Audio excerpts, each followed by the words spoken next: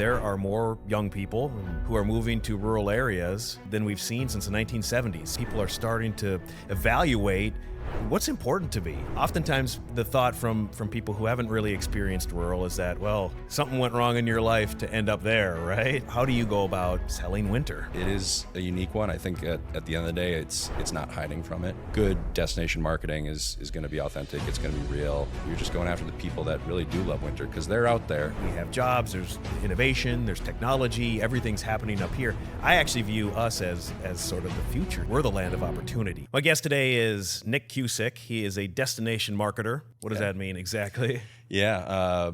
Historically, I've worked for destination marketing organizations.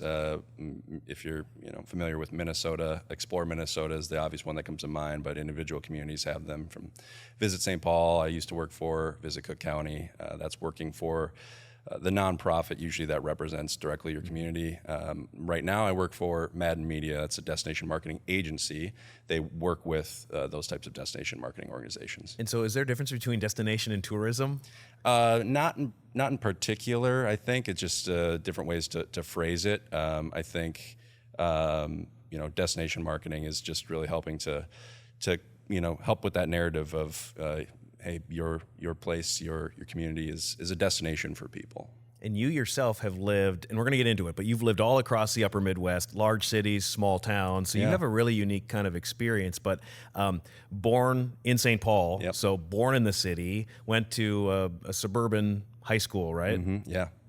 Yeah, I was born in St. Paul and then grew up in a St. Paul suburb, so very much connected to the Twin Cities area.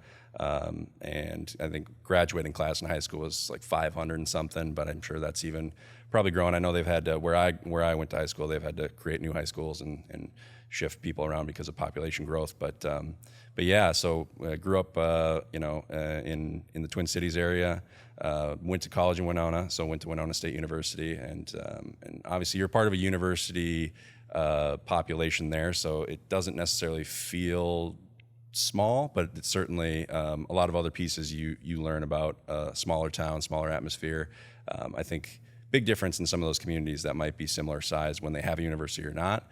But then really my first full-time job out of my career, moving to Muscatine, Iowa, and writing for the Muscatine Journal, a publication that Samuel Clemens once wrote for, recognize that name, or Mark Twain. And so moved to very small Muscatine, Iowa, not incredibly small, but much smaller than certainly what I had been used to, and bought my first house there and really kind of integrated into a smaller community for the first time. Okay, so I want to kind of go back to even like your upbringing and your growing up in an urban area.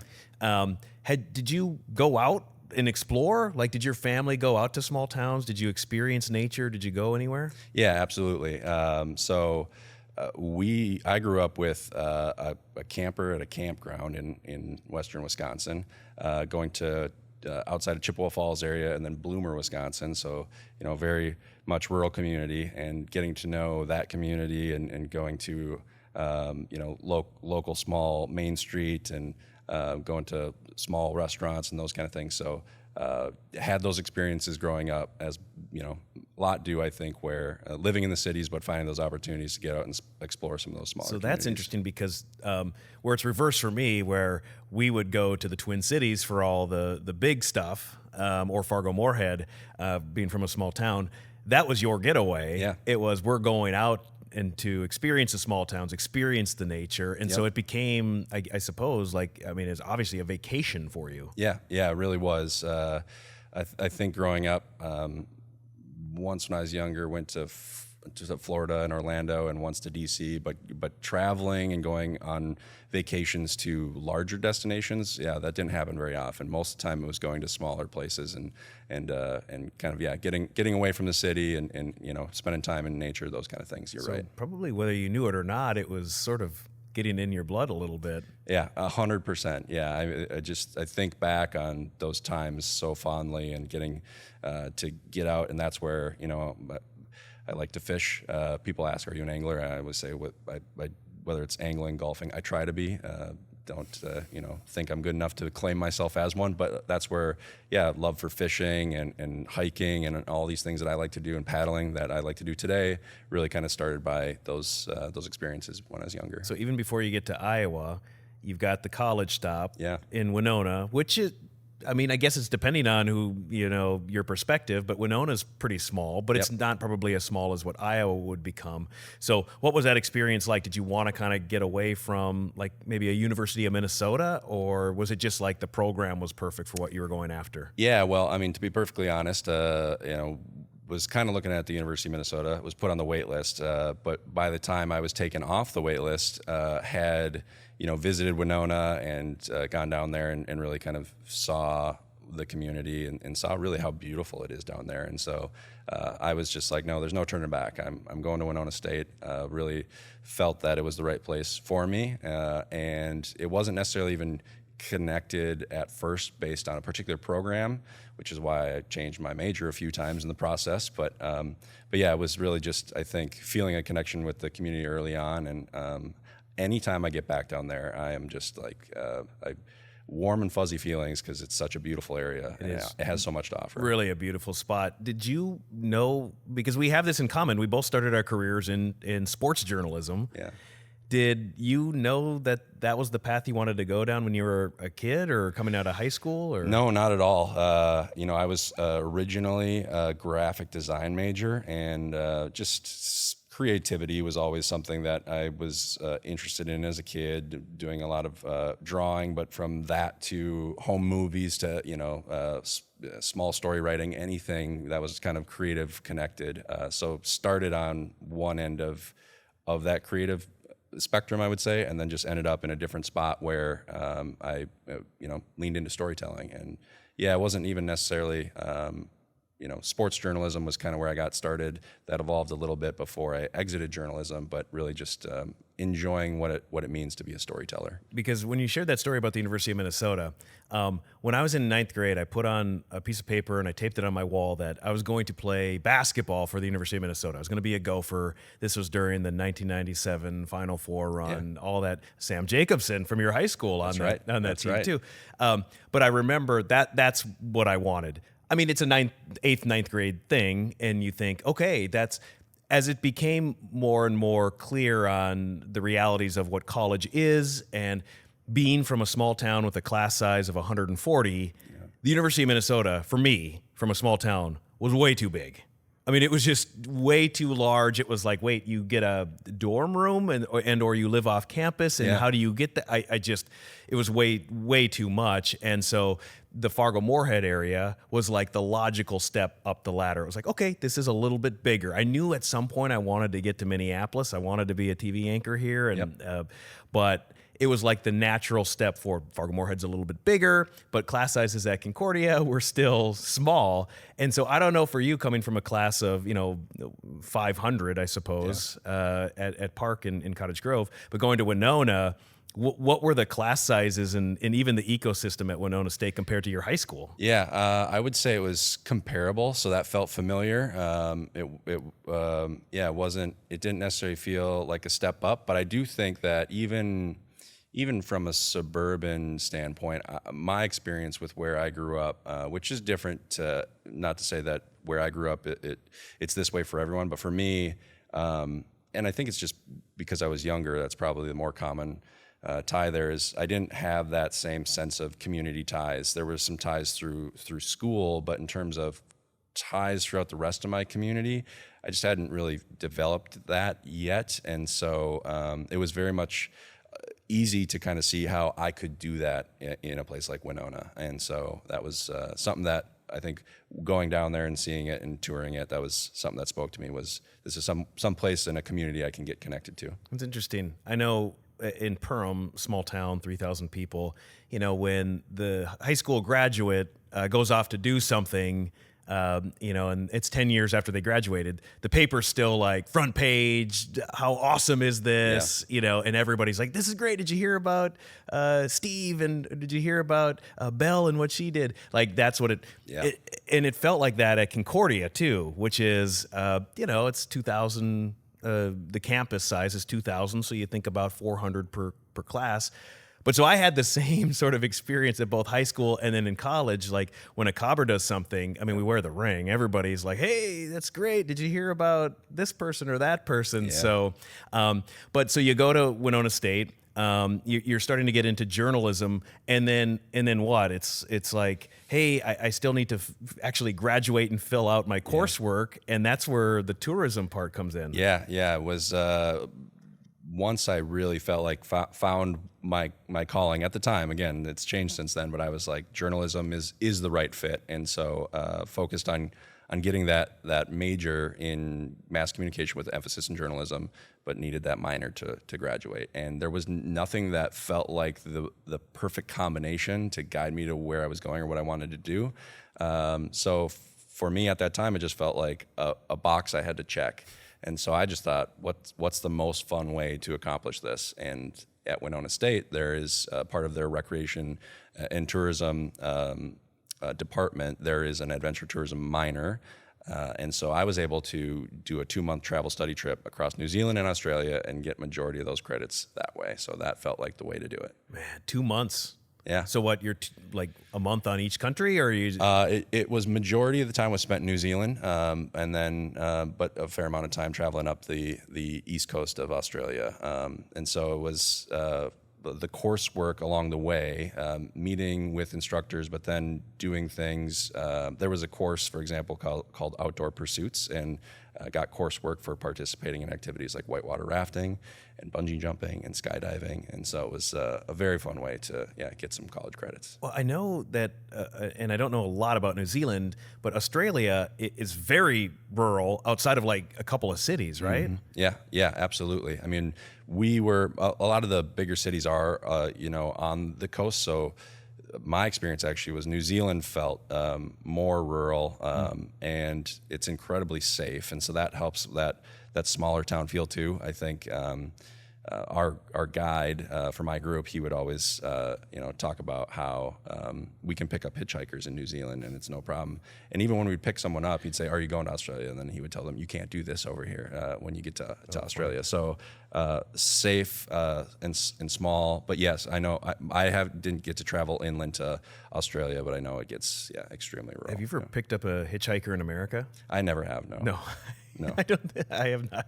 I have not either. I don't know. I don't know if that still happens. I like to, trust in people and believe that, that people are good in nature. But I think a lot of training from being a kid starts to creep up in the back of the head. Yeah, I think so. Yeah. I think so. So you're at Winona State. You end up, you're graduating. Did you have a plan then? Did you know, okay, I'm getting into journalism, and that was the plan at that point, right? Yeah, that was the plan. And before I even graduated, I started working for the Winona Daily News and La Crosse Tribune, part of Lee Enterprises. And so I started getting my foot in the door there. Working the sports call center and taking in, final game results and stats and doing that fun stuff while getting to write some stories as well. Let me ask you, what was it that drew you to that? Because that was the same thing for me. Like, that's what I wanted to get into. Yeah. I mean, I was on the broadcast side, but I wanted to tell those stories. But what drew you to that industry? Yeah, I mean, I think that's it. I had always enjoyed writing. I remember before I made that switch when I was at Winona State University to that final major that I graduated with, an early English course, maybe my English year, or my freshman year, excuse me. And the instructor, after one of our original writing assignments, on the overhead, put my paper up with my name blacked out to show everyone, here's an example of like what I'm looking for. And so I remember, I will never forget that. And it just reminded me, like, I am fairly good at this. And so writing was something that I was able to lean into and find out that I'm just a little naturally better at that than I am at, maybe being a basketball player and trying to get to the NBA like we both thought once upon a time. That's huge, though, being able to be validated in your work. And so then you realize, hey, okay, you graduate college, and then you get your dream job right away, and you get to work wherever you want. You get paid a gazillion dollars to do it. No, I mean, just like you, my first job was in Fargo in television. Ended up getting laid off, and then I went out west to Helena, Montana. So, a small rural market. And I always say in television, there's 210 markets. And so they're numbered, like New York's 1, Yep. LA's 2, Chicago's 3 because of their size. Helena, Montana was 205 of 210. So I was very remote and out there, and it was the best thing for me. And you were kind of similar. You went to a rural market, really, in Iowa. Yeah, I did. Smaller town, and that was my first. I think a little bit touching on it at Winona, but really my first smaller, maybe rural kind of experience as an adult, and that's where I bought my first home and really got integrated into the community a little bit more. That came with challenges, though. Moving to a smaller town that maybe they hadn't had the collective approach about trying to find new residents for their community, and so it felt a little tougher to break in, meet new people, have new friends, those kind of things. Yeah, I always wonder about that too, because my wife is from Toronto, and then graduated high school in Florida, and then in college at UCF as well. And I'm from Minnesota. I have a natural, here in the upper Midwest, Minnesotans love Minnesotans, right? It's like, hey, we have that connection. Yep. And I've always wondered about like outsiders, and I don't know if it's just exclusively for even rural, or if it's just kind of like an upper Midwest thing where it's like, I kind of already have my friends. I don't need to meet new people. Yeah, I think that is true. It's a common thing. I think I hear from other communities as I've, traveled around the state and expanded like my knowledge of different communities through my work. I think that is very much a truth. But I think some places figure it out a little bit better. And I'm biased based on the work that I do, but I think the communities that really focus on tourism, investing in tourism, being a welcoming destination, that's a part that helps invite people in and make them want to stay. Right. Yeah. And then also having the infrastructure to be able to handle people, not only to come and visit, Yes. right? Like restaurants and things to do, activities, all of that stuff, and having good people, but also, logistics, and then also if you're attracting a workforce, you're going to want and need housing and childcare and a healthcare system, and it's kind of all of those things too.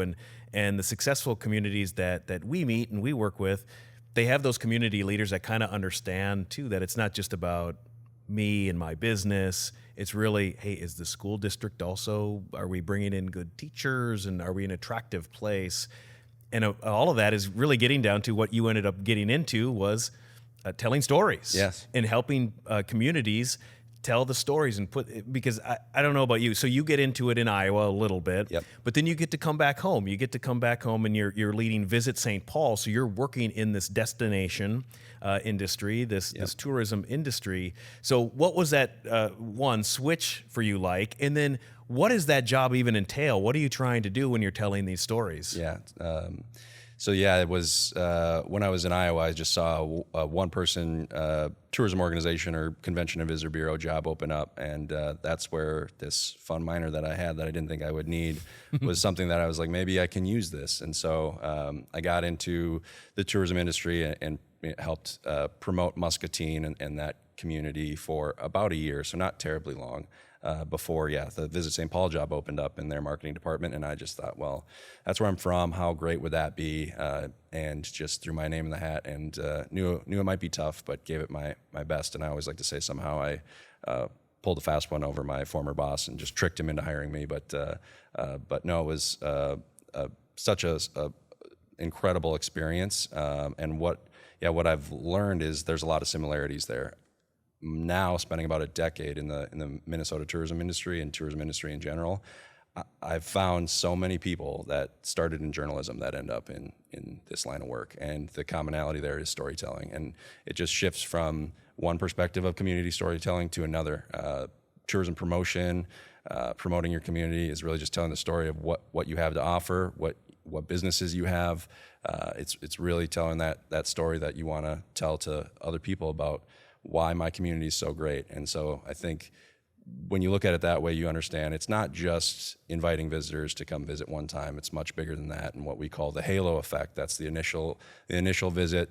And if you create a place that people want to visit, then you create a place that people want to live, then a place that they need jobs, a place that people need to do business. And so the ripple effects of tourism is really what goes into the meaningful storytelling that starts from the get-go. Yeah. And you yourself have such a unique story too, because then you go back home, a dream job really with Visit St. Paul. You're at home, you're getting people, which in the scheme of things, and I know like with our purpose here with my town, it's to help break down those misconceptions with the rural lifestyle.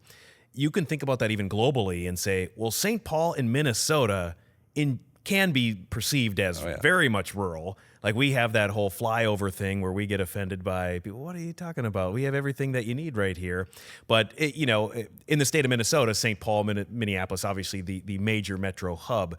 But your story doesn't end there. I mean, like a lot of people, when COVID hits and this pandemic hits, you kind of are wanting to get back to sort of that vacation, that roots that you had where you would kind of get outside the metro and go and explore. Yep. And how you ended up leaving St. Paul for Cook County, about as remote as you can get in Minnesota. How did that happen, and what were you doing?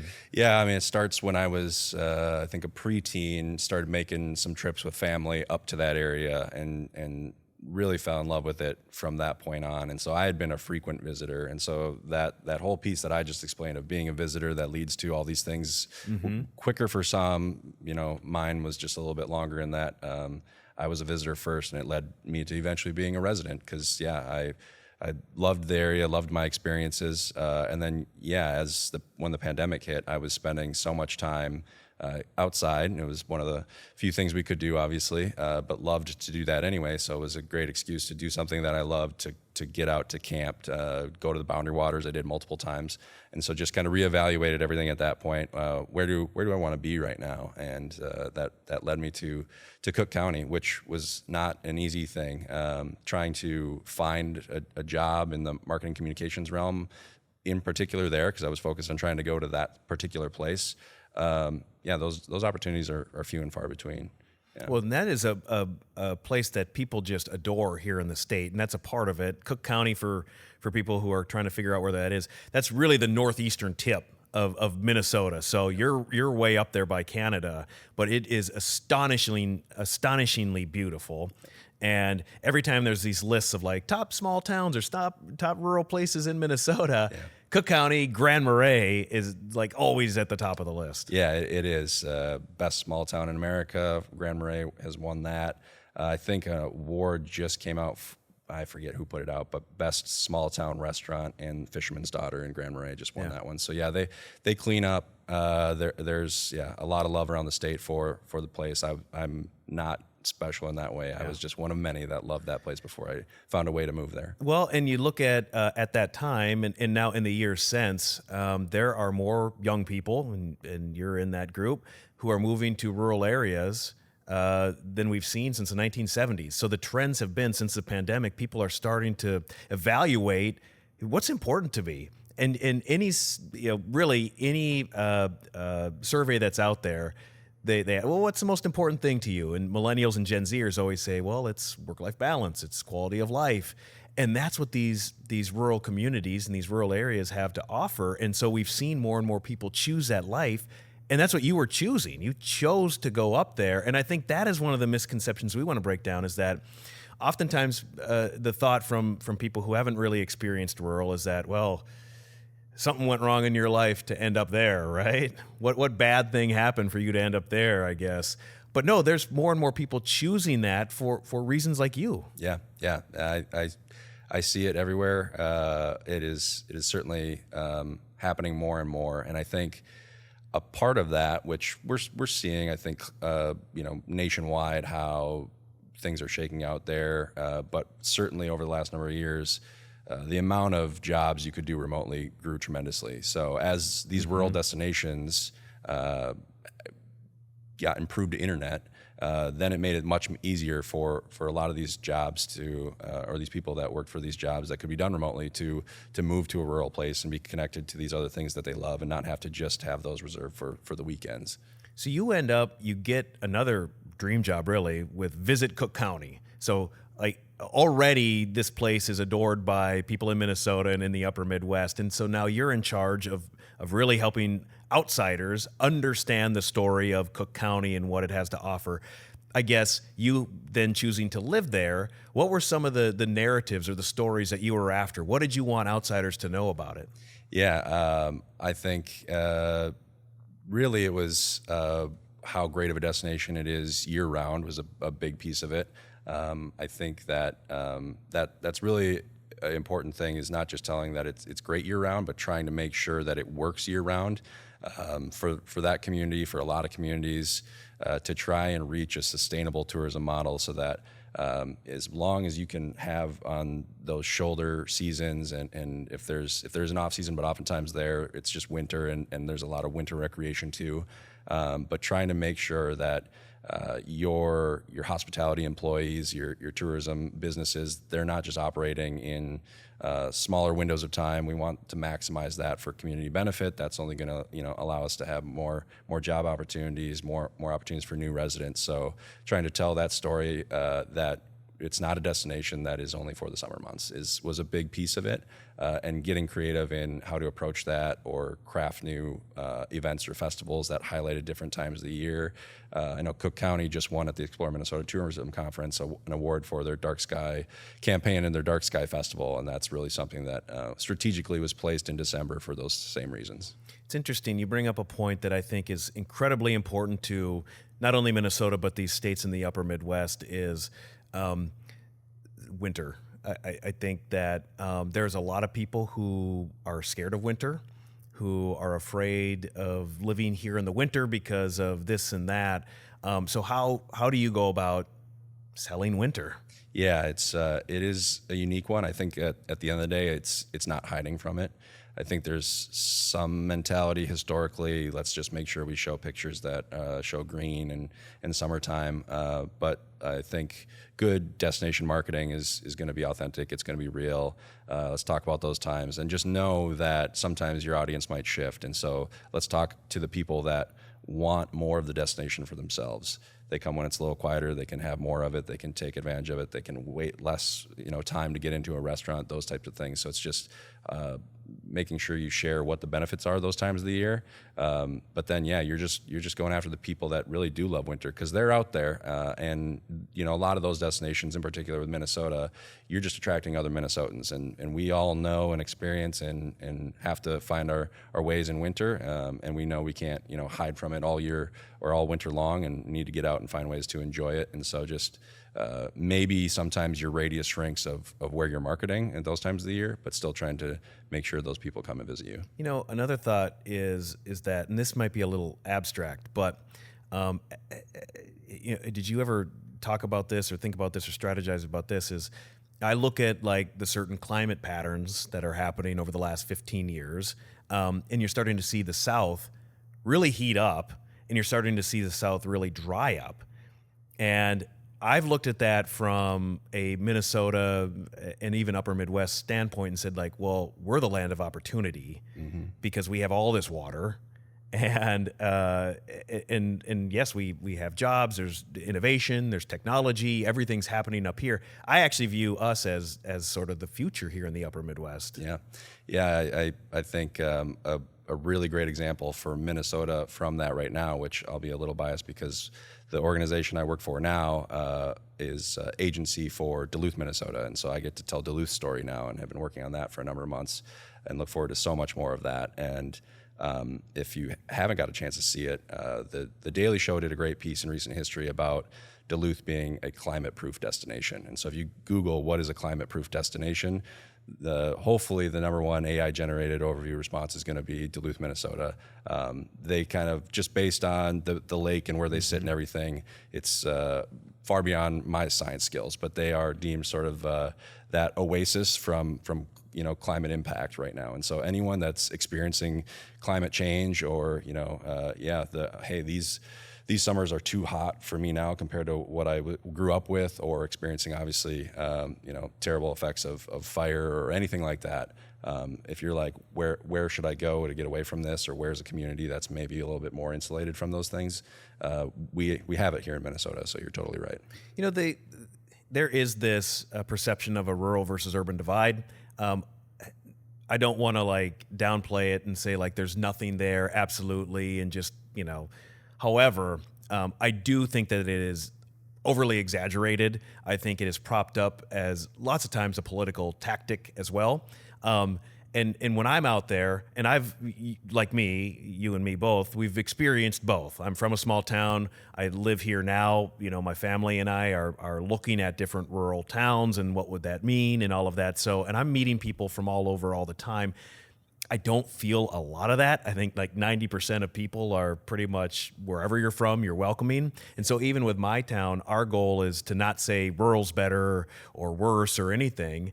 It's just that rural exists, and it might be what people are looking for. And that's kind of what we're after, is just saying like, hey, there's so many different locations out there that maybe you haven't even thought of. And whether you're feeling, run down, worn out, or you want to change, you want a new opportunity, there are things in rural areas that there's opportunities there for you.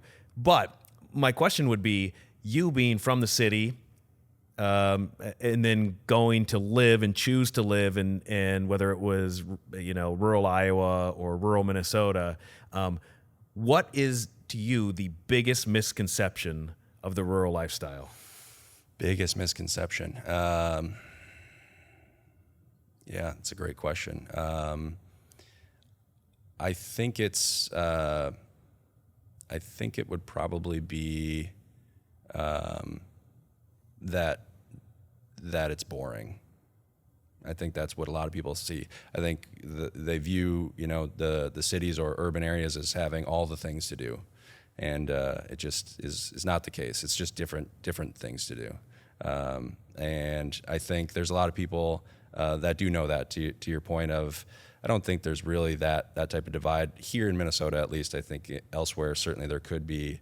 We have such a culture here of people in Minnesota and going up north, or the up north culture. So these people that love to go, it's part of like the DNA of Minnesota. So nobody looks down at going anywhere in our state, and then Minnesotans love Minnesotans. And so I don't view that here as the same way it might happen elsewhere. But I think larger scale, what I've experienced or talking to other people maybe outside of Minnesota too, it's just that, did you get bored, or and that's not the case. Yeah.